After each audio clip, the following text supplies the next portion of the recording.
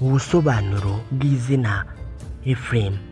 Efuremu ni izina ry'igiheburayo rikaba riva ku ijambo Efurayimu, bikaba bisobanuye kongera imbuto cyangwa se kongera umusaruro.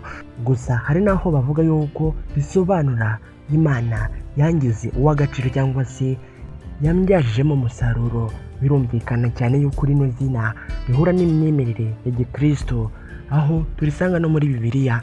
Ushobora kurisanga mu gitabo cy'Itangiriro ku bice 41 ku murongo wa 52, aho Efurayimu yari umuhungu wa Yozefu.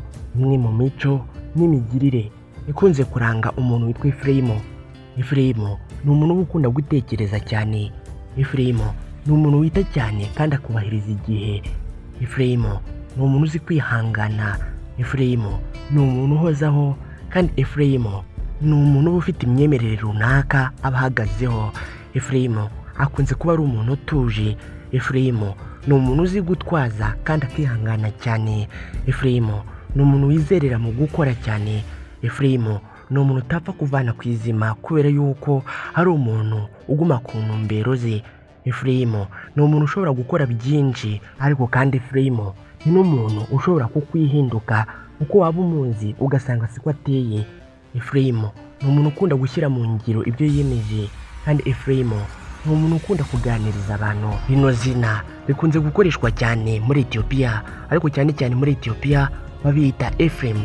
Ni mu gihe rikunze nanone gukoreshwa cyane mu bihugu nka Isiraheli ndetse no mu bindi bihugu bitandukanye byo muri Afurika nko muri Eritrea. Bamwe mu bantu bazwi cyane kuri rino zina Efuremu harimo Efuremu Kayiranga, uyu yarazwi cyane mu itangazamakuru ry'u Rwanda. Harimo kandi Efuremu the Syrian, uyu yarazwi cyane kubera yuko afatwa nk'icyitegererezo cy'umwarimu mu by'umwuka. Hari kandi uwitwa Efuremu Amari, nawe arazwi cyane.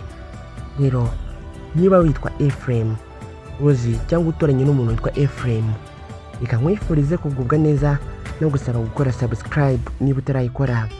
Naho jye nitwa Aimable Niyongira, munyemerere duhure ubutaha.